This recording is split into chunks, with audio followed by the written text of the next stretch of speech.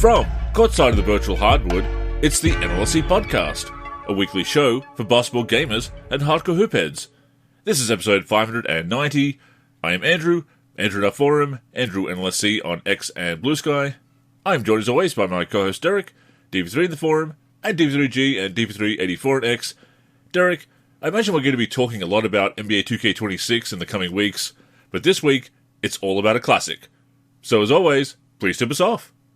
Yeah, this episode is all about our co-op association on NBA 2K9, where we are using the Chicago Bulls, and we're 10 games in, Andrew, and man, it's been an adventure so far. We're 4-6. We're 11th in the East behind the Wizards, Knicks, Celtics, Bucks, and Pistons. Those are just some of the teams that we are directly behind. And we have had some highs in the season, including in the last game where Ben Gordon scored 46 points against the Indiana Pacers. We've had lows where we've gotten absolutely destroyed twice by LeBron James and the Cleveland Cavaliers. But it has been an absolute blast. You can't deny that the game plays well, that overall it's fair. It's not like the CPU isn't cheap, that the games have highs and lows just like in real life. But yeah, it's been a great season so far. On this episode, we're going to be going over some numbers. We're going to go over some box scores, some of the wins and losses, etc. But yeah, NBA 2K9, definitely one of my favorite 2Ks of all time. We made a great pick going with NBA 2K9. We talked about starting the co-op season at the beginning of the year, and we were talking about NBA Live 09, NBA 2K9, or maybe something else. We played Live 09 and 2K9 to see which one we preferred. 2K9 jumped out at us. It is rising up my rankings. I ranked it fairly low by default when we were ranking the 7th gen NBA 2Ks on a previous show, and that was because I didn't spend a lot of time with it until now, and as a result, it is rising up the rankings, as I said. Fantastic game, right up there, not just the 7th gen, but I think in the 2K series in general.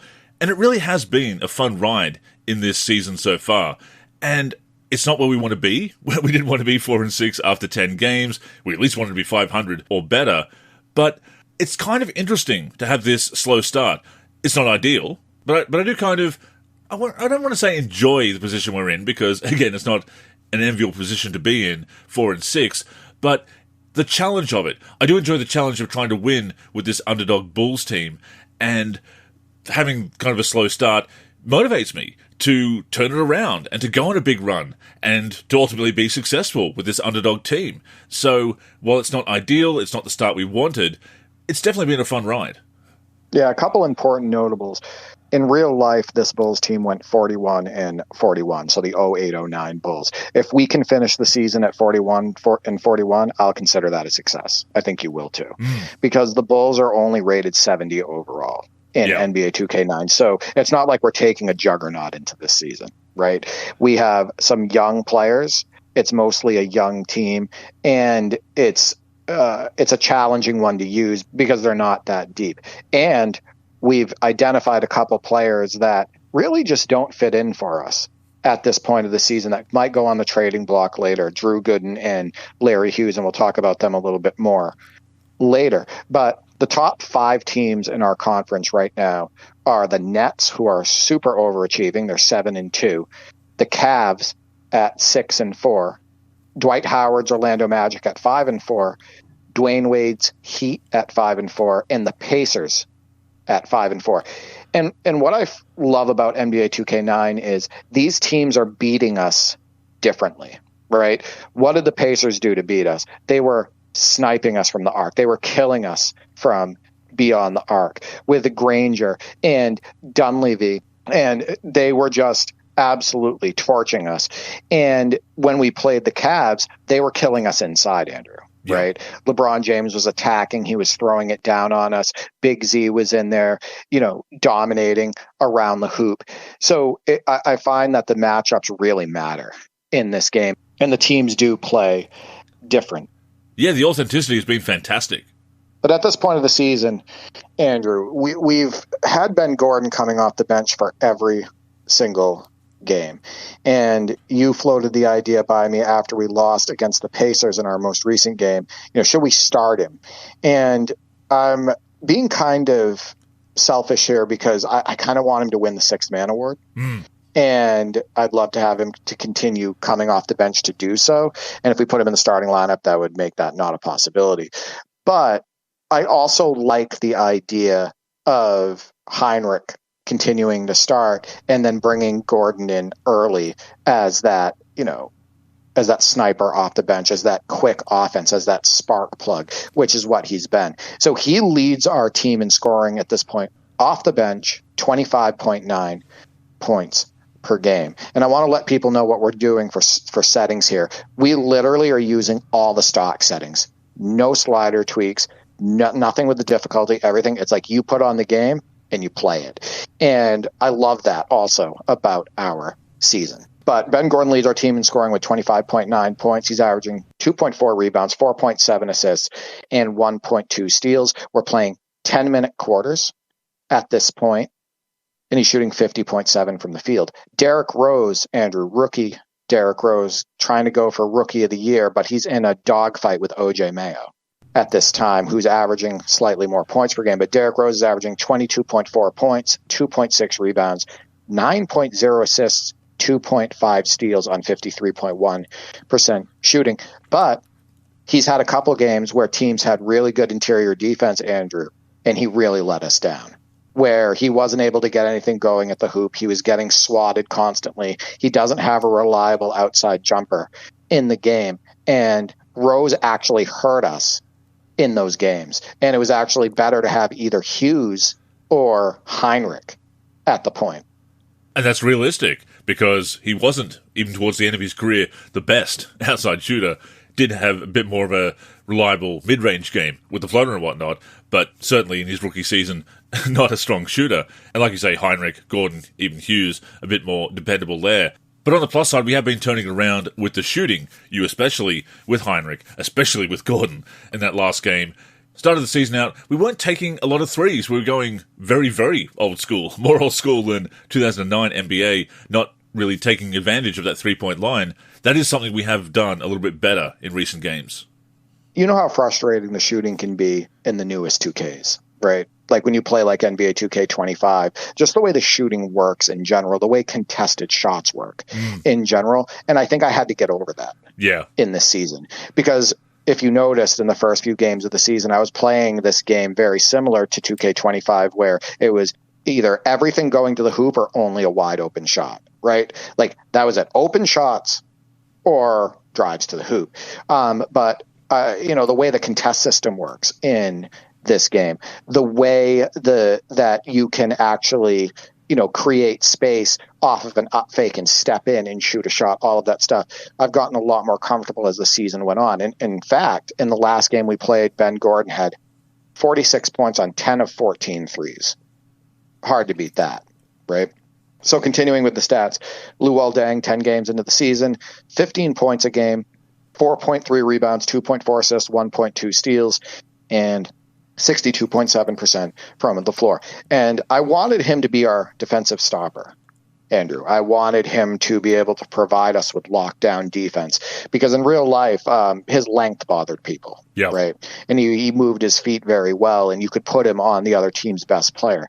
But we've been getting torched by small forwards on the other teams. Rudy Gay killed us when we played against him in the Grizzlies. And then Danny Granger killed us. And then LeBron killed us. And I think the only matchup that he did decent on was against Paul Pierce when we beat the Celtics early in the season. But his numbers look okay, but he hasn't given me what I was hoping he would give us, as far as especially on defense. Yeah, Deng's kind of being the forgotten man, and we go to him sometimes on offense. But like you say, having the length, having that defensive acumen, we were hoping he would provide that at the very least. Hasn't really worked out. In regards to the shooting, I've been trying to take a few more jumpers. Obviously, living in Australia with the connection that I do have a little bit of latency when it comes to jump shots. Getting better at timing them. I think my free throws, I'm timing my free throws pretty well, getting a lot of perfect releases. I'm not relying on the animation. I'm learning the timing and basically counting 1, 2 in my head or out loud sometimes because I'm not mic'd up, so you can't hear me doing it, Derek, but I am actually doing it. So it is working out on free throws, still getting everyone's jump shot animations, but I am taking them. And of course, Joakim Noah, not really known as a jump shooter, of course, but back in the day, especially early on in his career, he could actually hit that mid-range shot with that horrible form. And you've hit a couple with him recently. And for our listeners, basically, I have a perfect connection, right? I'm hosting here in the U.S. And whatnot. I have great internet. But Andrew has what you would probably call the equivalent to like 2K online lag. Yeah. Like that's basically because he's the client. So he has a little bit more of a challenge when it comes to movement and shooting, but he can do it. And in fact, you've also had a couple good games, shooting the ball from beyond the arc, making moves to the hoop. You had a couple really nice takes last game, actually. But that's kind of the setup that we have because we're playing over Parsec and we're using the RPCS3 emulator to play the PS3 version, which works fantastic, by the way. Joakim Noah so far this season has 14.7 points, 9.1 rebounds, 3.5 assists, 1.5 steals, 1.4 blocks, shooting 70.5% from the floor because he's mostly just a dump down guy and he runs the floor. Garbage buckets. So that field goal percentage, yeah, exactly, garbage bucks. That's going to be high. The thing with Noah is we thought he was going to have a breakout season. He had a 20-point, 20-rebound game. Just absolutely dominant. I believe that was against the Celtics. Yes. By the way, when we beat them. And then the next game, it was just a giant stinker. I think he had like 2 rebounds or 3 rebounds. He couldn't hit a layup, etc. So it's really been kind of an up and down season for Noah, but overall his numbers have been decently consistent. I'd like him to do better in those games against the Cavs. It's like Z's extra height that he has because he's over 7 feet tall. It's like it bothers Noah, and Noah can't do anything with him. So I'd like to see a better game from him the next time we play against the Cavs. For sure. And it should be noted that he also had the game winner, and we'll go into more detail when we talk about that game, but had the game winner against the Celtics, a layup. Yeah. How exciting was that, too? A lot of fun. To get that win against the Celtics, who, the prior season were NBA champions. And Kevin Garnett, he's the cover athlete for NBA 2K9. Big deal there. Drew Gooden, who might be on the trading block if he continues to underwhelm. 9.2 points, 5.7 rebounds, 2.2 assists, 1.4 steals, 0.6 blocks, 60.8 from the floor. But don't let that fool you. It's hard to do stuff with him. Sometimes offensively. He had one breakout game this season where he had about 30 points, but otherwise he's just been super underwhelming. And we couldn't even keep him on the floor against the Pacers. The Pacers were too fast. He wasn't getting out on shooters. He wasn't athletic enough around the rim. So Tyrese Thomas was brought in to play big minutes, and he actually far outperformed Drew Gooden. In that game, he was able to throw it down. He was beating the Pacers up the floor. He was playing much better defense, rim protecting, etc. I don't think Drew Gooden for us this season has been a starter quality player. So I think you would agree he might be on the trading block later this season. As he was in real life. Absolutely. Thomas is a video game player. One of those potential virtual hardwood legends that's just so fun to play with because of his dunking ability. He's had a couple of really nice windmills this season. Might see a couple of his plays in the NLSC Top 10 Plays of the Week, as we were talking about in our chat. Yeah, just a lot of fun to play with Thomas and actually making good contributions. And of course, didn't really work out in real life, to say the least. But again, in video games, a potential legend. Yeah, just like Stromile Swift, right? Stromile Swift, he wasn't a big numbers guy in real life, definitely had deficiencies in his game, but you love using him in video games. Tyrese Thomas is very similar in that way in far less minutes this season than Drew Gooden. He's averaging almost the same amount of points. He's averaging 8.2, 2.6 rebounds, 1.7 assists, 1.0 steals, 0.4 blocks on 75% from the floor. But yeah, the windmills, dunking on people, the swats that he has had, the few that he's had have been loud. They've been excellent. Joakim Noah, by the way, had a great block last game against the Pacers off the glass. How organic do the blocks feel? So satisfying. In that game, they're incredibly satisfying. Moving down a little bit lower, Kirk Heinrich, who does start at shooting guard, but plays probably less minutes overall than Ben Gordon. He's averaging 8 points a game, 1.6 rebounds, 3.3 assists, 0.6 steals, 0.2 blocks on 50.8 shooting from the floor. And from three, I believe he's over 40%. He let us down last game. He was 0 for 4. But Heinrich's had a good season. Overall, he's just not as dynamic in the game as Ben Gordon and can't light up the scoreboard the same. And I'm a fan of Heinrich, going right back to his rookie season and winning a championship in NBA Live 2004. First of all, bringing him off the bench and then making him a starter, as they actually did in the 2004 season. So I'll always be a fan of Kirk Heinrich. But yeah, not his best game against the Pacers there. You mentioned Stromel Swift. Is Stromel Swift a player that we should target? Possibly. I'm actually looking maybe for a little bit more, and I wonder if somebody like Emeka Okafor is attainable through like a multiplayer trade. I'm going to have to take a look at it and even slotting him in, because I don't think we need more offense from the big man position. That's not what bothers me about Drew Gooden. It's the defense, right? And I think that somebody like Okafor would give us that unbelievable rim protection. It would allow us to actually play much better against teams like the Cavs, right? Where he's going to be able to help us against Big Z. He's going to be able to help us against LeBron going to the hoop, all of that. He'll be able to, pack down the paint with Noah, et cetera. And he can, be a drop down guy. Drew Gooden's not giving us much more than that right now. So I don't know what it would take. I don't know what his overall is in the game, all of that. I don't know what we would have to give up, but I would be looking more for a player like that who's going to help us on defense. Oh, that definitely makes sense. Makes me think we should have looked in the free agent pool and got Dikembe Mutombo. He's in there by default.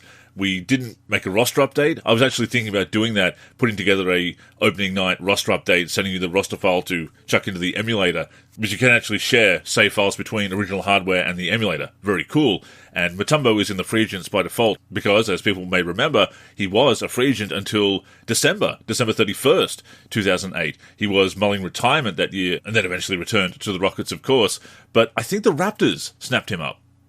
Mutombo, yeah, probably not in real life, but maybe in the video game, he's still effective. The previous season in real life, he played for the Houston Rockets, and I think he was in his early 40s in the 07-08 season. But yeah, we'll have to take a look at the free agent pool to see if there's anything there. But I'm not completely against a trade either. Moving on, Larry Hughes, 4.4 points, 1.1 rebounds, 1.2 assists, 0.2 steals, 0.1 blocks. He's been disappointing on the floor just for the fact that I'm not confident in his shooting and I'm not confident with his ability to finish at the rim. And he doesn't give as much on defense as I thought he would, considering he has high defensive ratings. He has a lock on him, as a lockdown defender. And I haven't seen it. Maybe we need to give him a little bit more time. Maybe I'm leaning too hard on Ben Gordon and Kirk Heinrich for those minutes. But Larry Hughes hasn't really fit in yet this season. Yeah, and of course, he was also traded during the 2009 season, very short stint with the Bulls, ultimately. So I have no great nostalgia for Larry Hughes. Quite happy to package him in any deal that gets a better player, a better fit. Like you say, he's got the skills, he's got the ratings that he should be performing a little bit better. It's been hard to find a spot for him and a role for him and to use him to his maximum effectiveness. Of course, he was on the downside of his career by that point, but yeah, just not a great fit for us. So, on the trading block. Nocioni, 3.1 points, 2.1 rebounds, 0.8 assists, 0.2 steals, 0.2 blocks on 43.3% shooting. I'm not sure what to do with him. Sometimes I put him at power forward to go, with a small ball lineup like I did against Indiana because they went small. He doesn't offer us any speed. He's not offering us really any defense. And he's streaky. shooting the ball. He's kind of a filler player at this point when we need to give somebody a rest. But I feel like he might be able to do more if we tried to use him a little bit more. But yeah, he's also been underwhelming. And then the last two guys on the roster who really don't play is Cephalosha and Aaron Gray. Yeah, Nocioni was a favourite of mine during the Baby Bulls era, or whatever you want to call that era in the mid to late 2000s.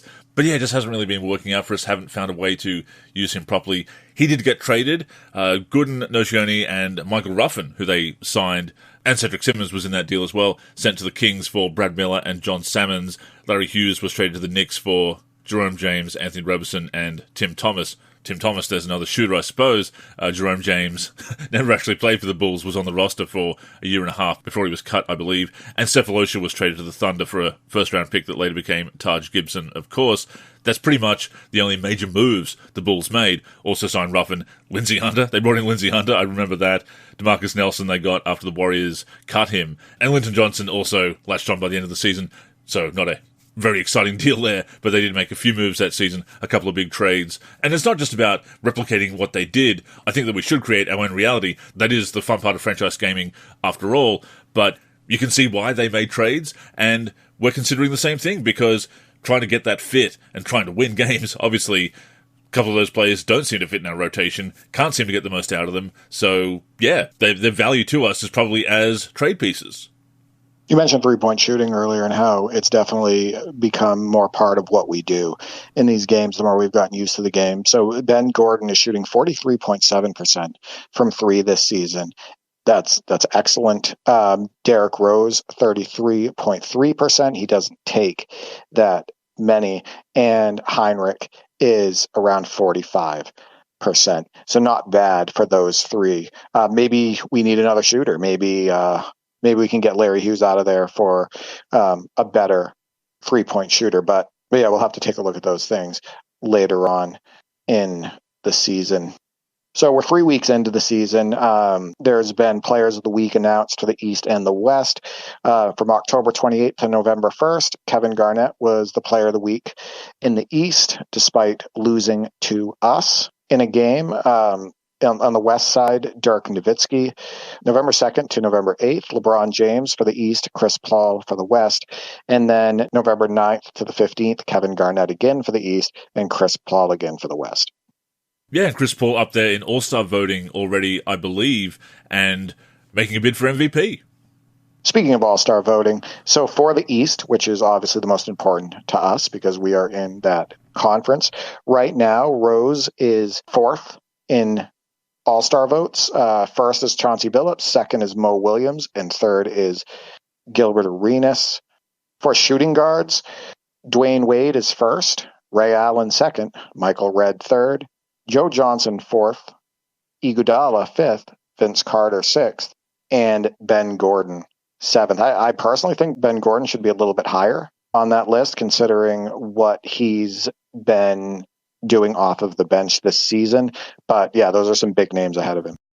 Yeah, that's kind of realistic, isn't it? That they get those legacy votes, even if he is having this great season, leading a team in scoring off the bench, pulling a Ricky Pierce, pulling a Ben Gordon. I'm pretty sure that he did lead the Bulls in scoring while coming off the bench at least a couple of those seasons that he was with them. So that is something I hope we can change. I hope that we can get Ben Gordon into the All-Star game, or at least Derrick Rose as a rookie. That would be cool.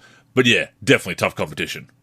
At the very least, let's get Ben Gordon to win the Sixth Man of the Year award. For centers, Dwight Howard is first. Rasheed Wallace is second. Andrew Bogut is third.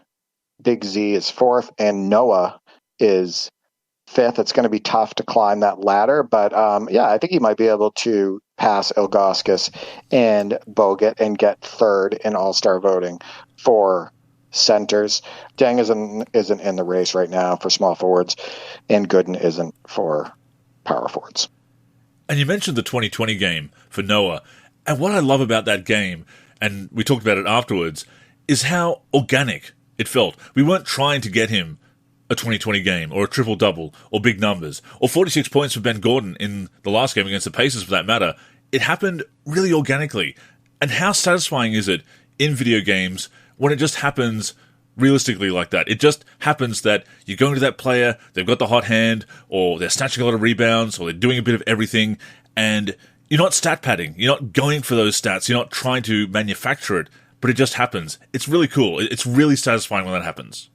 Yeah, I haven't gone for stats at all this season. Yeah. Right. And I don't think we have either. Yeah. Everything that's happened is organic. And I think that the numbers overall, while obviously inflated or a little low in some areas, are pretty realistic for that team and for that season.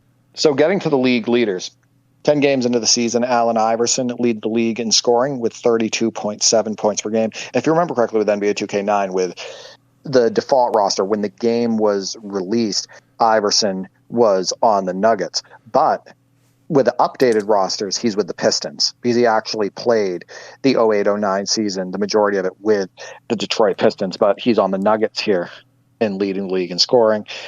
Kevin Martin, 30.3 points per game, overachieving there in Sacramento. LeBron, who killed us in both games we played Cleveland, 28.5 points per game. Michael Redd, 27.2.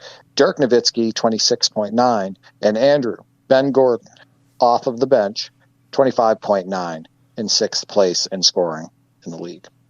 Yeah, I love that he's ranking up there in scoring. Average 20.7 points per game in real life that season.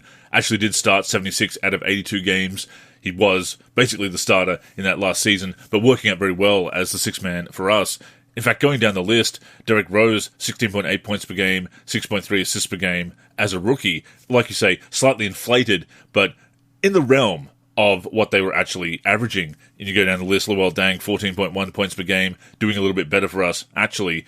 Joakim Noah doing a lot better because he was only playing 24 minutes per game, started 55 out of 80 games that year, 6.7 points, 7.6 rebounds, 1.3 assists, but we are giving him that bigger role, and he is producing accordingly with those increased minutes. But yeah, AI still in Denver. We are playing the PS3 version, as you said. It's just more convenient. I've had a couple of people on Facebook ask us about why we're not playing the PC version. The PC version of NBA 2K9 does have a couple of quirks, having to remap the controls each time. Although actually you just need to go to the controller configuration and change one setting, and that works for me. So it's a pretty quick fix, but kind of annoying at the same time. And there were a couple of other issues when we were trying to connect and play with that, so we just thought, oh, the PS3 version is just as good. It's the same version of the game. The emulator works splendidly, so let's just go with that. But of course it does have older rosters. The PC version came out a bit later, did reflect the Billups for AI trade, so it does have the updated rosters and some of the other players that had signed on by that point. Mutombo, again, was still a free agent at that time. But yeah, that was a surprising trade when it went down, AI to Detroit. And if I remember correctly, Joe Dumars got criticized heavily for making that move. To get Iverson at that point, because a lot of people just didn't think that it was a fit. They thought Iverson was, on his way out, because his game was only going to get worse as he got older because of his style of play and his skill set and whatnot. So that wasn't looked at as a super strong move for the Pistons, and it didn't really pan out for them either. In fact, Billups had more success with that Nuggets team in his first season than Iverson did in the 2 seasons that he was there. In 08-09, the Nuggets made it to the Western Conference Finals, and they lost to Kobe's Lakers. So interesting for sure. For rebounds, Andrew, league leaders, Dwight Howard, 11.1 rebounds per game, Yao Ming, 10.2, Kevin Garnett, 10.2, Marcus Camby, 10.1, Al Horford, 10.1, and Shaq, 9.9, and then a couple spots down. Joakim Noah. For assists per game, Steve Nash, 11.0, Chris Paul, as you stated, vying for that MVP, 10.6, Mo Williams, 10.5, overachieving for sure, Jason Kidd, 10.4, Darren Williams, 10.0, and Derrick Rose in 6th place at 9.0. Yeah, and even as a rookie, Rose has been a pretty solid playmaker for us. Steals per game, Chris Paul, 3.2. Anthony Parker, 2.5. Derrick Rose in 3rd place in the league, tied with Anthony Parker, actually, with 2.5. Gerald Wallace, 2.3. Gilbert Arenas, 2.1. And Jason Kidd, 2.1. And Kidd killed us when we faced the Mavericks, scored over 30, I believe, 35 perhaps. You've probably got the numbers there in front of you. And that was a wild shootout against the Mavericks. Kid was hitting fadeaway threes. He was hitting off-balance threes, off-balance mid-range shots. I don't think prime Kid ever looked that good. No. Offensively. Ace and Kid. As a scorer, yeah. But yeah, he killed us. So did TJ Ford last game from the point guard position for the Pacers. He absolutely torched us. 4 blocks per game leaders in the league. Kevin Garnett, 3.6. Yao Ming, 3.0. Bogut, 2.9. Danny Granger, 2.6. Josh Smith, 2.6. And Okafor, who I mentioned earlier, at 2.5. So those are the statistical leaders thus far. What stands out to you? Well, obviously there's a couple of oddities in there. We are inflating some player stats, like Derrick Rose's steals. Obviously, Anthony Parker, don't really expect to see him among the league leaders. But what you do see is a lot of players who were leading the league or up there at that time. And I know some people find it very nerdy to care about the accuracy of statistics in franchise and season modes and career modes, but I love it. I love it when you are put into this virtual NBA, immersed in this very realistic scenario, the right players averaging around the right amount of points per game, but at the same time you do have a few oddities. You know, it is fun to see players just be there in the league leaders, especially early on, because you have some players get out to a hot start, have some big games, their averages are a bit inflated, and they even out over the season, so that's a realistic touch as well. But that has always stood out to me when a game can get its sim engine right for both the results and the simulated stats, and 2K9 doing a great job of it.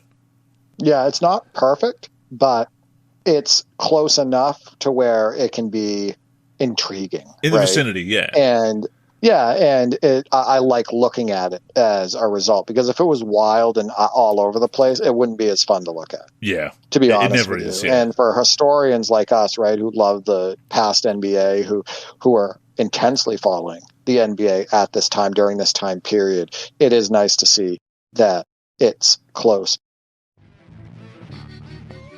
Before we go on, a reminder that the NLSC podcast comes out every week on the NLSC, NBA-live.com, as well as our YouTube channel. We're also on Spotify, Apple Podcasts, and other podcast apps. If you're listening on any of those apps, we'd greatly appreciate a review. To keep up with the show and everything we're doing with basketball gaming in general, connect with us on social media. On Twitter and Facebook, we are the NLSC. We also have an Instagram, NLSC Basketball, and on YouTube, we're youtube.com/NBA Live Series Center. Once again, visit us at nba-live.com, where in addition to the podcast, you'll also find all of our original content, as well as our forum and modding community.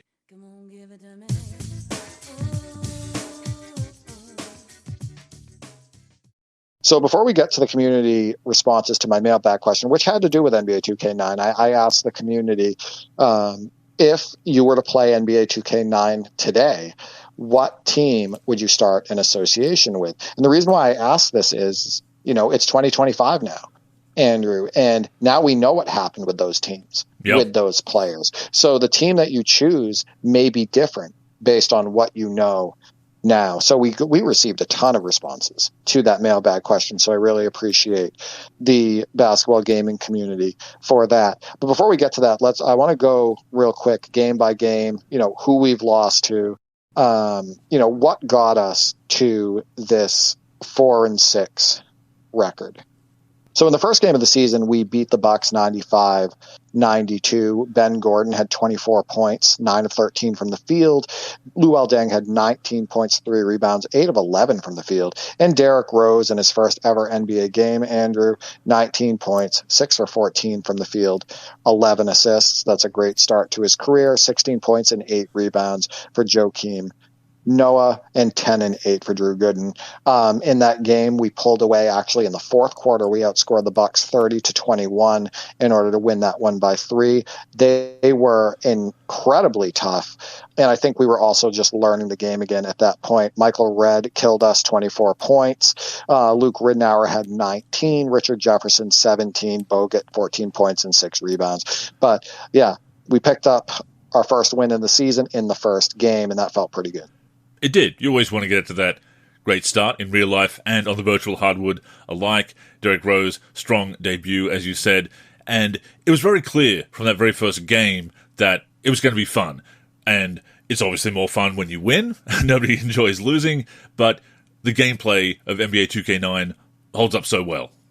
In the second game of the season, we played against the Celtics. We won by 1, as you stated earlier, a game winner by Joakim Noah, and once again entered the fourth quarter down. We ended up outscoring the Celtics 28-21 in the fourth quarter to win that one. And I think it's one of the only games, if not the only game, where we had 3 people score 20 points. Deng had 21 points to lead our team. Joakim Noah, 20 points and 20 rebounds, as we mentioned earlier, with 3 steals. Ben Gordon had 20 points on 8 of 16 shooting. Derrick Rose had a super off game with that tenacious Celtics interior defense, Andrew. 12 points on 5 of 17 shooting, and he's been struggling against those teams with that good interior defense. On the Celtics side, Ray Allen had 26 points on 2 for 5 threes, 11 for 21 shooting. Kevin Garnett, 20 points, 7 rebounds, 6 blocks, swatting Derrick Rose everywhere. 10 for 14 from the floor. Rondo had 16 points and 13 assists, and Pierce had 16 points. And as I stated, Deng did a good job on him in that game. Pierce shot 5 for 17. And Joakim Noah with the game-winning layup. That isn't what we drew up. We were going to go for a mid-range jumper there, but a bit of confusion towards the end. Ended up with Noah under the hoop, so I very quickly as I could, went up for that layup, and when it went through, yeah, very exciting. This game, I think, bothered me the most this season outside of the Pacers loss that we just had. We played the Grizzlies in game 3 of the season. We lost 102-92. Derrick Rose had 24 points. That was his first breakout game of the year. He had 7 assists and 1 steal. Joakim Noah, 18 points. Remember I told you he followed it up with a dud. He had 3 rebounds in that That's game. Right, yeah. So he followed up his 20-point, 20-rebound game with 3 rebounds. Ben Gordon had 16 points on 7 of 20 shooting, so not a strong night. Larry Hughes had his best game of the season with 10 points on 5 of 7 shooting. Deng had 8 points, just wasn't really involved. And Tyrese Thomas had 8 points off the bench. But the reason why this one bothered me so much is that Rudy Gay, who was a great player in real life, but he's really a super video game legend. Sometimes, in video games, he's like a mixture between Steph Curry and Dr. J, right? Going to the hoop, finishing constantly, dunking in traffic, hitting threes at a ridiculous rate. So he had 39 points on us, and he was destroying Deng all game, whether I was controlling him or you were controlling him or the computer was controlling him. So he had 39 points, 7 rebounds, 5 assists, 12 for 24 shooting, 5 for 12 threes, just destroyed us. OJ Mayo, who's fighting Rose Rookie of the Year, had 18 points. Conley had 10 points. Milicic had 10 points and 10 rebounds, and Hakeem Warwick had 10 points. Kyle Lowry, how weird is it to talk about him on the Grizzlies back then, had 9 points and 2 assists off the bench. But yeah, Rudy Gay just absolutely demolished us in that game, and he was hitting contested shots as well all over the floor, Andrew. Torched us, completely torched us. And that game was definitely a wake-up call because we win the first 2 games, have those great comeback moments, beat the defending champs in the Celtics, and I'm thinking, our combined skill, playing co-op, we're going to overachieve easily with this Bulls team, and it's going to be a lot of fun. We're going to overachieve, and I'm thinking we're going to have a very successful season. And we still could. We still are intending to. But that game against the Grizzlies, when he torched us, when we lost Game 3 so soon into the season, I realized, this is going to be challenging. And that's not a bad thing. Obviously, once again, don't enjoy losing, but I do like the challenge that we're facing. You're going to see a trend here with teams with good interior defense and teams that can get at us at the rim.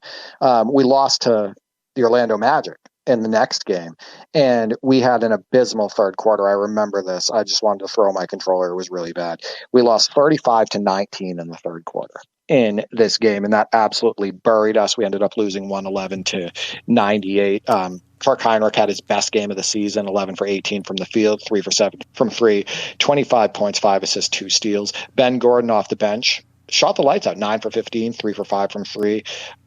Excellent shooting percentages, 21 points. Rose, 19 points, actually did well against this Magic team, 9 for 10 from the floor. And Deng had 11 points. Noah, a dud again. Remember I said he's been inconsistent this season, Andrew. 7 points and 4 rebounds. That's not going to cut it for us for the amount of minutes that he's playing. Tyrese Thomas had 6 points and 3 rebounds. Our leading rebounder was Deng with 5, right? We just couldn't handle the physical nature of the Orlando Magic. And that gave us problems all game. Dwight Howard had 24 points and 13 rebounds to my point, 12 for 15 from the floor. Jameer Nelson, 21 points, 10 assists on 6 for 15 shooting. Turkoglu, 17 points and 7 for 12 from the field. But yeah, Dwight Howard was a problem all game. He had 13 rebounds. Our leading rebounder had 5. Yeah, not going to get the job done against an interior force like young Dwight Howard. No answer for him on either end of the floor, much as we tried. So that was a tough loss. And the third quarter blowout is another trend. A couple of our losses have come from not getting out to that hot start, while the opponent conversely has come out blazing in the third quarter. In fact, that happened against the Pacers, and we'll get there when we get there. But yeah, what a killer. So our first meeting against the Cavs, this one we actually had the lead going into the fourth quarter and lost the fourth quarter 32-17. And we lost the game 106-95. And another dud for Noah. Ever since that 2020 game against the Celtics, ever since that game winner, the city loved him. You know, he was all over the papers just being a hero, right? 12 points and 2 rebounds. He has stunk it up ever since that 2020 game against the Celtics. Only 2 rebounds from Noah in this one, 9 from Gooden. Rose had 23 points on 10 of 17 shooting. Ben Gordon had 17 points, 6 assists on 7 of 20 shooting. Poor shooting performance for him in that game. Luol Deng, 13 points on 6 of 10 shooting. Yeah, not a good game for Noah. On the Cavs side, I remember we were getting absolutely torched by LeBron James, but Mo Williams led their team in scoring. He had 26 points on 6 of 11 threes, Andrew. LeBron had 20 points, 9 rebounds, 8 assists, 3 steals on 9 of 14 from the field, so super efficient. Big Z, 16 points, 6 rebounds, absolutely outplayed Joakim Noah in every way, and he went 8 for 11 from the field. Wally Zerbiak had 15 points on 2 of 3 from 3. So, yeah, that hurt. Ben Wallace only played 16 minutes in that game, and he had more rebounds than Noah did, who played almost double the minutes. So, not a good game against Cleveland there. Brutal, for sure. Was that the game we got out to the really hot start, and we thought, oh, we're just going to run over them, or was that the second game? No, this was the game. We were actually up 29-22 at the end of the first quarter. Yes. Playing incredibly well. We thought we were going to blow them out, but then that fourth quarter collapse buried us. But we started the game like with a 20-point lead at one point. Then they just came roaring back and eventually took us in the fourth. Next matchup was against the Phoenix Suns, where we absolutely blew them out. I think we were angry. Yeah. At that point, we were like, listen, we've dropped many games in a row. We're better than this, after such a strong start to the season. And we took it to the Suns, who on paper are a better team, and they were a better team at that time. Ben Gordon had a breakout game, 29 points, 11 for 19 from the field, 3 for 7 threes. Drew Gooden had his best game of the season by far, 24 points, 7 rebounds on 12 of 16 from the floor. Luol Deng, one of his best games of the season, 22 points, 6 rebounds. So that was the other game where we had 3 guys score 20.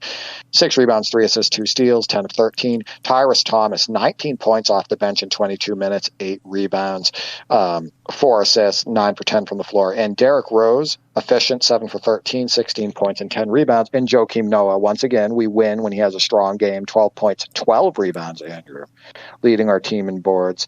And he was 6 for 9 from the floor. On Phoenix side, Steve Nash had 30 points and 14 assists on under 50% shooting. Barbosa had 19 points. Grant Hill, 16 points. Amare Stoudemire had 14 points and 3 rebounds, so we really kept him off the boards. And Shaq only had 4 rebounds. He played 31 minutes, had 10 points and 4 rebounds. But I'm not surprised we won that game, but I am surprised that we blew him out. We beat him 132-106. It did feel comparatively easier after the previous few games. Yeah, definitely came out angry, came out motivated. It's so far not been momentum that we've been able to capitalize on by going on a run. I was hoping that that would happen. Hasn't happened as yet, but it was a confidence boost, and it was very nice after those 3 straight losses.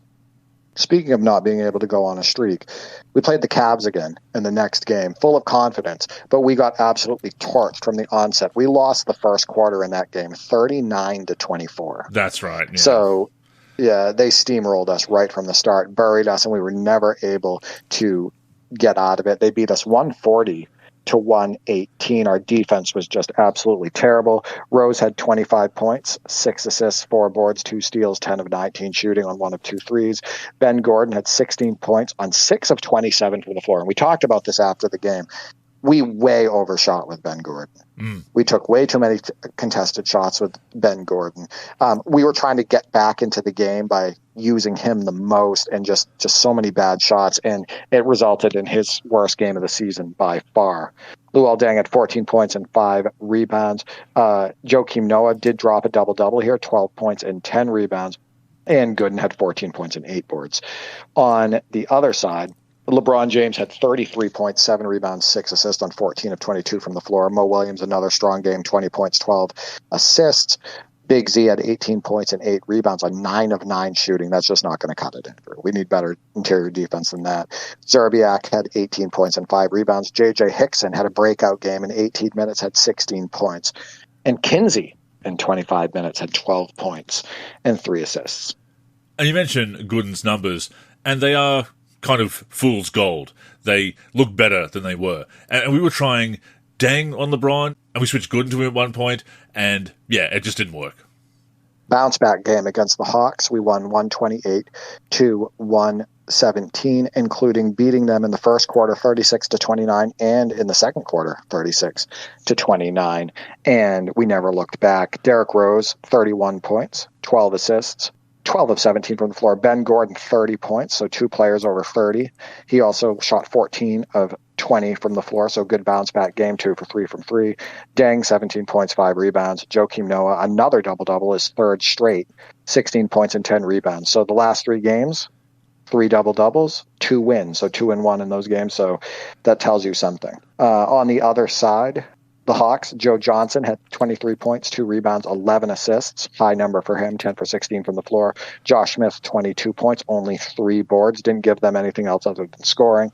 Al Horford only had 3 boards as well. In fact, their leading rebounder was P.J. Brown with 6, and he actually played 31 minutes in that game. Mike Bibby had 14 points and 9 assists. So, yeah, that strong defense on their guards in that game, especially on Bibby, who shot 6 for 16 from the floor, and that was a good win.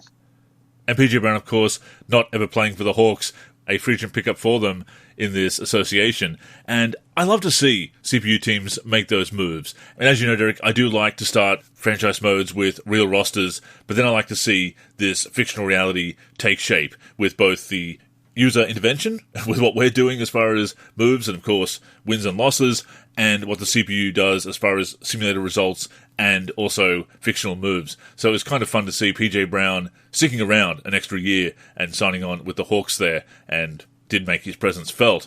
Although Josh Smith didn't have big numbers, did make us pay a couple of times, sagging off him, daring him to shoot, didn't have the most reliable jumper. He could make them, but still not the most reliable jump shooter. But yeah, sagging off him didn't work. Next game was an absolute shootout with the Dallas Mavericks, highest scoring game of the season. Mavericks beat us 152 to 143. Andrew.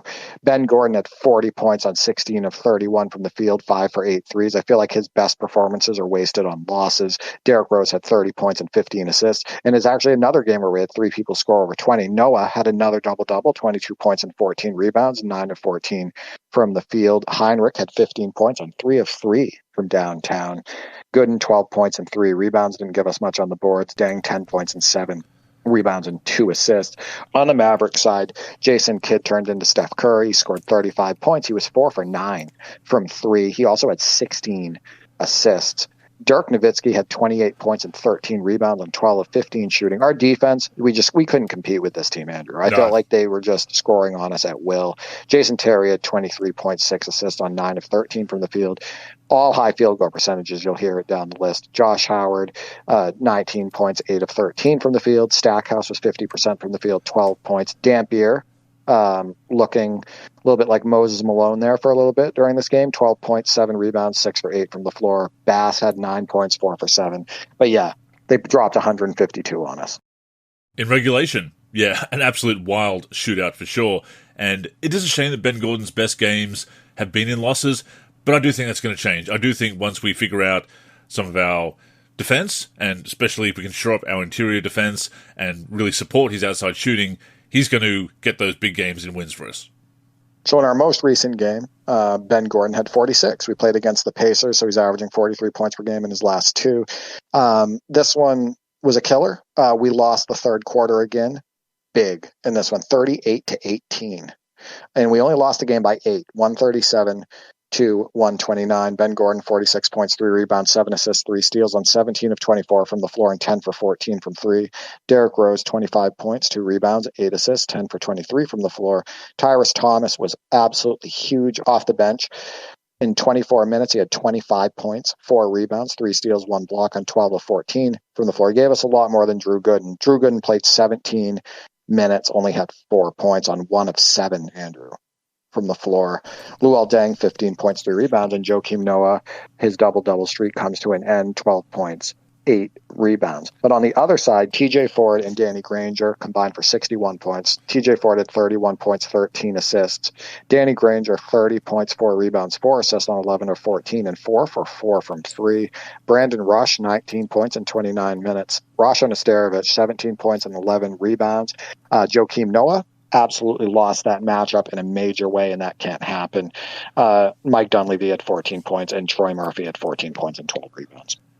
And we almost came back to win that one. We cut it to 1, but then Granger hit a 3, and that was it. That was a killer, and that was a bummer. But we made a pretty good run after that third quarter collapse. But yeah, they were just unstoppable in the third quarter, and the game just got away from us. Again, we did cut the deficit to 1 in the fourth, but if we'd stayed competitive during the third quarter, I feel we would have pulled away in the fourth quarter.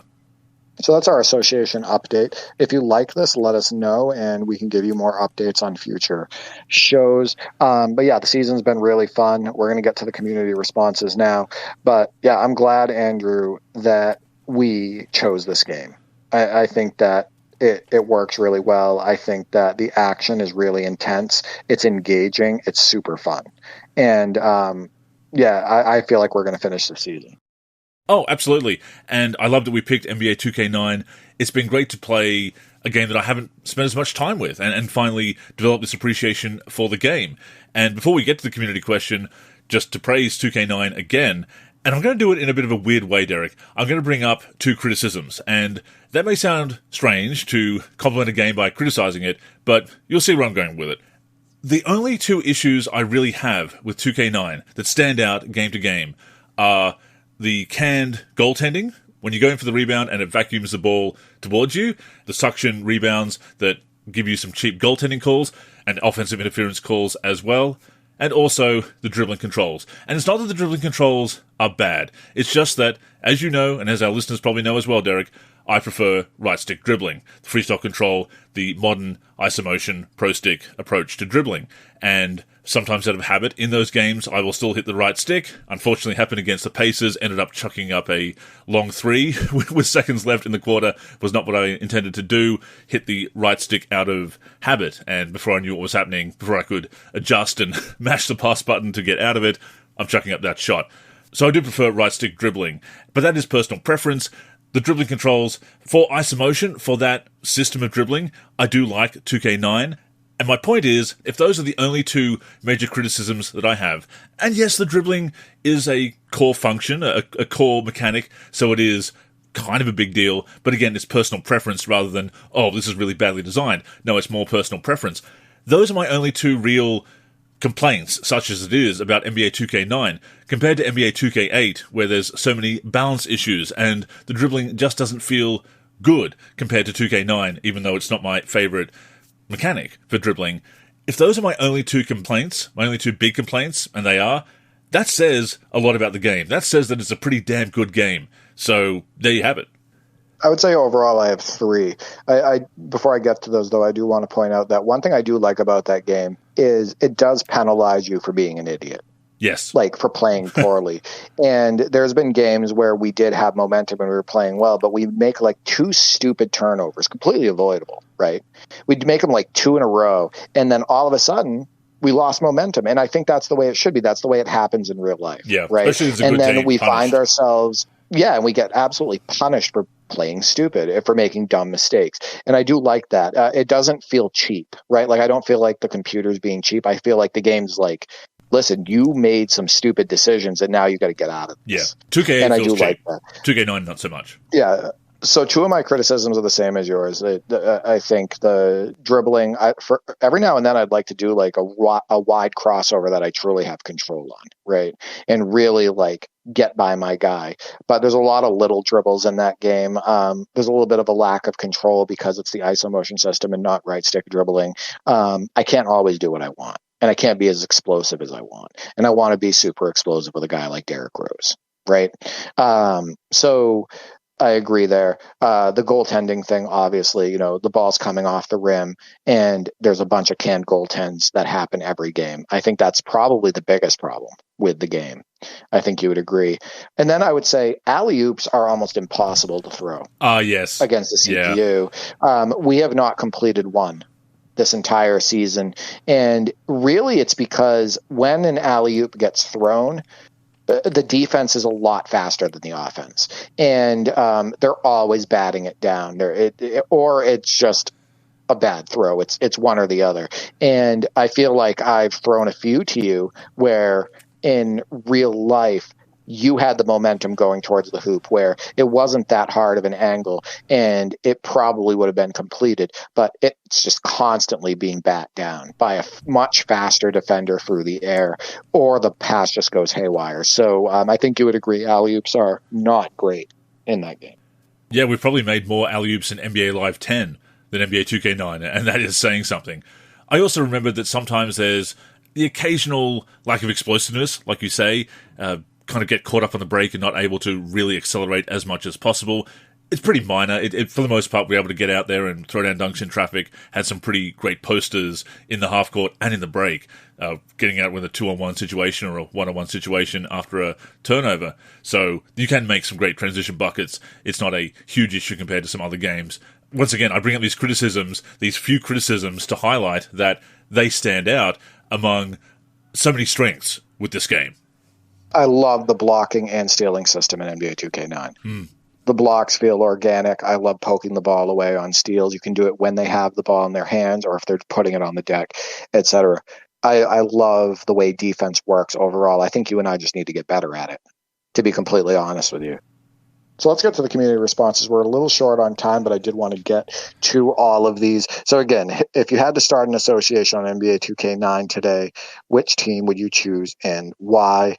So T Gentry at Bucky T states definitely the Bulls. The reason so is because not only are the Bulls my favorite team, but having rookie Rose alongside Ben Gordon was a lot of fun to see in real life and to play with in video games. And Andrew, I know that this was a very good time for you as a Chicago Bulls fan, watching Derrick Rose and eventually one of your favorite players, Ben Gordon.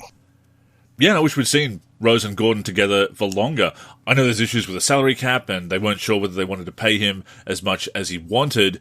They didn't extend Gordon when they extended Luol Deng, which I was very concerned about at the time, and it turned out rightfully so. Wish they'd been able to hold on to him. Obviously, Boozer was a solid pickup that year. They made some other solid pickups in 2010 and had their best season in years thanks to Derrick Rose's emergence and his MVP year. And despite what some people say, Derek, I say that Derrick Rose still deserved that MVP for what he did, leading the Bulls to the best record in the league and to the Eastern Conference Finals. And even taking that first game from the Heat, that was a great season for Rose. Of course, it all comes crashing down the following season. But yeah, if they'd been able to keep Gordon with Rose and actually have some outside shooting, some proper scoring punch inside and out with Boozer and Gordon and Rose leading the charge, yeah, could have been a lot better. Neon and Butch Gaming at Still 33 states lots of fun teams, Suns, Celtics, Lakers. He states, I enjoyed the Mavs a lot. The Thunder was the most fun for a challenge mode because of Durant and Westbrook. Then you have the Kings. The Kings just sucked. Kevin Martin was their best player and was injured most of his time with the Kings. And Kevin Martin actually is one of the top scorers in our 2K9 season, averaging over 30 points per game. Mac at Sweet Jones _OTF states Hawks, most definitely gotta love Jay Smooth. And you know I love those Hawks teams with Josh Smith and Joe Johnson and Mike Bibby and Al Horford, etc. Teddy Bear the Gamer states Lakers. I added me a created player and me and Kobe ran rampant. Obviously the Lakers are going to be fun at that time. Just had lost in the finals to the Celtics in 2008. Mason KOG states, I used to always use the Blazers when not using my Heat. Young core with decent potential and a nice bench with Sergio, Rudy, Batum, Outlaw, etc. And you and I have thought about using the Blazers. In fact, if we do a season on NBA Live 09, Andrew, we will probably use the Blazers. Yeah, I agree. It'd be fun to use a Western team instead, change it up with NBA Live 09, and that Blazers team, very difficult to go past. And of course, Odin is such a what-if. Garba at Garba_23 states, the Wizards. Munda Bompton at Poopton_man, hell of a name, states the Lakers, so that's 2 votes for them. Noob Editor at NoobEditor123 states Nuggets, and that was my team of choice back when NBA 2K9 was new. Using the default roster, I kept Iverson there on the Nuggets, and it was Iverson and J.R. Smith and Carmelo Anthony and Kenyon Martin and Marcus Camby and Nene, just like so many great players to use on that Nuggets team. Such a fun video game team. And yeah, that is a popular choice. You'll hear a couple more choices for them, Andrew. Danny10 at DannyGG10 states easy with the Bulls. Whenever I start a career mode, I do it with Chicago, no matter what team I have. So obviously, Andrew, popular choice at the time. Gregorio Montoya states Lakers. At Rip City Factor states, I used to use the Suns, and obviously the Suns, we know, fun team. I'm glad we beat them and blew them out in our season in our first meeting. But yeah, Nash, Amari Stoudemire, Shaq, Grant Hill, super fun team. And game winner at Fatboy Jonesy states Nuggets, so I could build a proper team around Melo. And that comment actually got a few likes. So that is it from Twitter. So what stands out to you there, Andrew? Nuggets, Lakers, Bulls. Yeah, some popular choices. The Bulls being the real underdog squad. The Nuggets, whether you have AI in the earlier release rosters, the console rosters had AI with the Nuggets still, or you have the duo of Billups and Melo in the PC release, or after the official roster updates, of course. Yeah, no surprise that that is a popular choice. And the Lakers, popular throughout the years, maybe not so much in the mid-2010s with Kobe's final injury-riddled years and then the rebuilding. And of course now they've got LeBron, so popular once more. But yeah, no real surprises there. Moving over to Discord, Wiscard Rush states, 2 teams that come to mind are the Utah Jazz and the Toronto Raptors. Utah has the budding duo of Boozer and Williams with plenty of fun role players to go around. Okur, AK-47, Brewer, and Korver. Yeah, that team's fun for the inside out, right? You got Boozer on the inside. He can do a lot in the post. Always liked him, actually, as a player, as I'm sure you did. He's part of that memorable 10-11 Bulls team. But they surrounded him with shooters. You know, Okur can step out and hit the 3. AK-47 can as well. Korver. Darren Williams can shoot from out there. So they're a super fun video game team. And he states for the Raptors, their starting front line would be fun to play with in association mode with Bargnani, Bosch, and Jermaine O'Neal. And of course, Bargnani, much more effective in video games sometimes than he was in real life because he was a big that could shoot. Yeah, a lot of the 2011 Bulls core on that Jazz team, actually. I remember that being pointed out back in the day, so very familiar to me. So yeah, I think I could enjoy that Jazz team as well. And I remember Jermaine O'Neal's very brief stint with the Raptors, because he was traded halfway through that season, if I recall correctly. And it was an interesting idea. You know, you got Chris Bosh establishing himself as an all-star. You got Jermaine O'Neal. He's been injured, so he's not at the top of his game. He was on the way down at that point, but a very intriguing scenario, a Twin Tower scenario for video games. So I believe we did receive a few responses on Facebook. Yes, we had some people weighing in on Facebook as well. Malik says, I use the Celtics. Of course, they were the defending champions, Derek, and your favourite team. Got to be a popular choice at the time, especially with Kevin Garnett as cover player.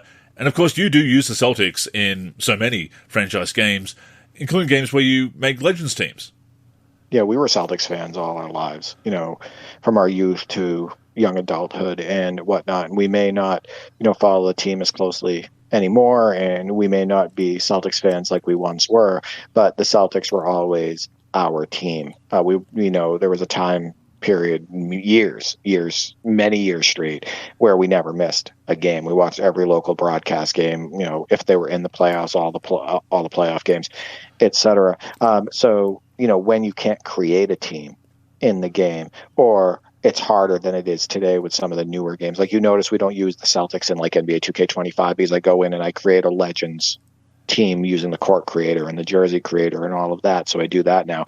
But for a lot of the classic games, yeah, we put legends on the Celtics and we run it that way. So that's been a lot of fun.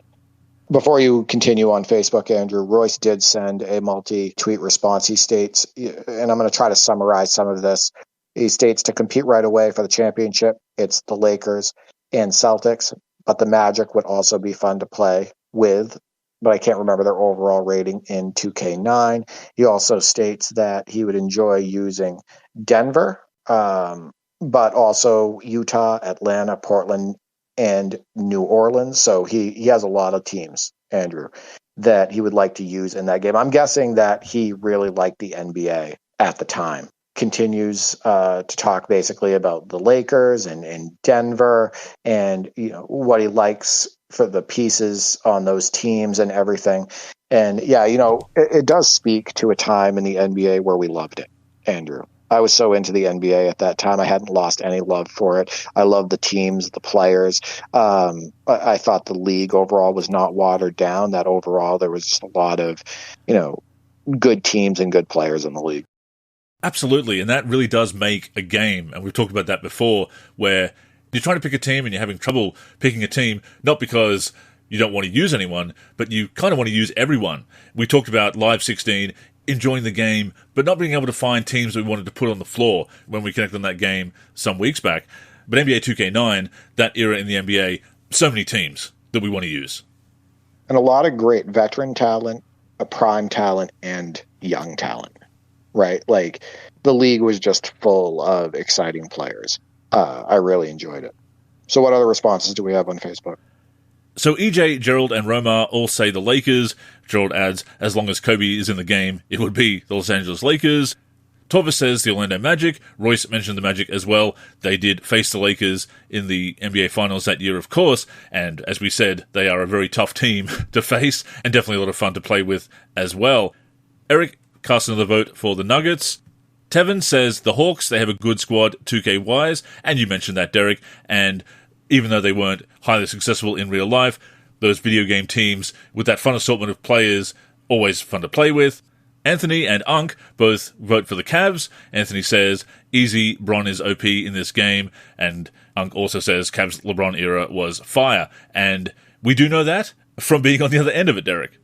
Yeah, he absolutely torched us. You can't stop LeBron going to the hoop. And he also hits most of his outside shots in that game. So, yeah, OP, I agree. But hopefully we do a better job on him the next time we play him.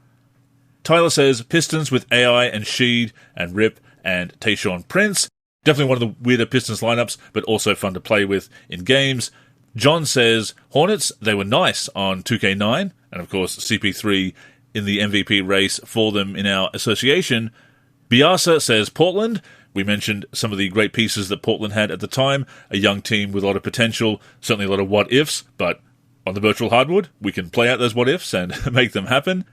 Michael V says probably the Golden State Warriors. And that's interesting, Derek, because it's after the We Believe Warriors, but the year before Stephen Curry arrived. So a bit of an obscure Warriors squad with Monte Ellis leading the way. Yeah, Monte Ellis is so great to use, though, in video games. Right, like that Warriors team still has enough pieces to make it exciting, so I like that choice, actually. And finally, Alejandro says the Bobcats. Now, there's an underdog squad to take control of. And, of course, at that time, they did have Gerald Wallace. Crash, who ended up playing for the Celtics later on, towards the end of his career. A fan favorite for a lot of people because of his hustle and his attention to detail on defense. And he had some pretty great dunks during his career as well. I think people forget that he could get up. Yeah, I had Gerald Wallace in my NBA Live 2002 Kings franchise as a rookie, and remember having some fun with him off the bench, not getting a lot of minutes, just as in real life, but enjoying his potential and his ability to get into the lane and throw it down. And of course, I'm subscribed to a couple of classic NBA game and highlights YouTube channels, Derek, as I know you are, and one of them posted a selection of rookie Gerald Wallace dunks, a short reel of dunks that he had when he actually got a bit of a run. And yeah, even from the very start, you could tell he was going to be an exciting player. Injuries put an end to his career a little bit prematurely, but again, a lot of fun in video games. But thank you to everybody who responded to Derek's community question. Once again, Derek, we're having a blast with our NBA 2K9 association. There's also been a couple of comments on our Facebook page from people saying, oh, I'd like to play NBA 2K9. It is definitely still playable. PC version, obviously a bit harder to get hold of, and there's the issue with missing CD keys, but the Xbox 360 and PlayStation 3 versions are plentiful. You can get them pretty easily, so if you've still got the hardware, by all means, pick it up and get into some retro gaming. If you're a regular listener to the NLSC podcast or reader of my articles, you know how much that Derek and I enjoy retro gaming and how much we advocate for it. This has been a blast, and I love that people really took to this question and have such fond memories of the teams of the 2009 season. And yeah, if you have NBA 2K9 at your disposal, or if you pick it up, by all means start an association with one of these teams. Yeah, people really got into this community question, even more than I thought they would, and I find that awesome. And hopefully the people that listen to this show, maybe they have 2K9 and they want to dust it off, or maybe they've been thinking about picking it up, and maybe this episode will get people to turn it on. Maybe it will get those people to pick it up or dust it off, etc., because we are having a blast. I think this game is really fun against the CPU, solo as well, but co-op is just great. I think you would agree. I think the mechanics are great for co-op. And yeah, the presentation is great. The graphics are great in the game for any generation, not just for the PS3 gen. And it's just a super immersive experience. And we will continue to update you all on how our season is going, and hopefully the next update will see us go on a bit of a run. With that being said, that has brought us to the end of this week's show. As always, thank you for tuning in, and please join us again next week and every week on the NLSC, NBA-Live.com, our YouTube channel, or wherever you listen to podcasts. In the meantime, make sure you're following us on social media. That's where you can get in touch with us, and of course, stay up to date with all of our content. So Derek, go ahead and plug the handles. Yeah, you can reach me on X, formerly known as Twitter, at D43G and at D4384. I'm also on the NLSC, D43, and on YouTube, D43. As for me, I'm Andrew in the forum and Andrew NLSC on X and Blue Sky. The NLSC is on X, Facebook, and Blue Sky at the NLSC. We're also NLSC Basketball on Instagram and Threads. We're on YouTube at NBA Live Series Center. And of course, keep a look to the NLSC itself, NBA-Live.com, for everything we do for basketball video games. So, thank you once again for tuning in, and until next time, I'm Andrew. And I'm Derek. Go get buckets, everyone.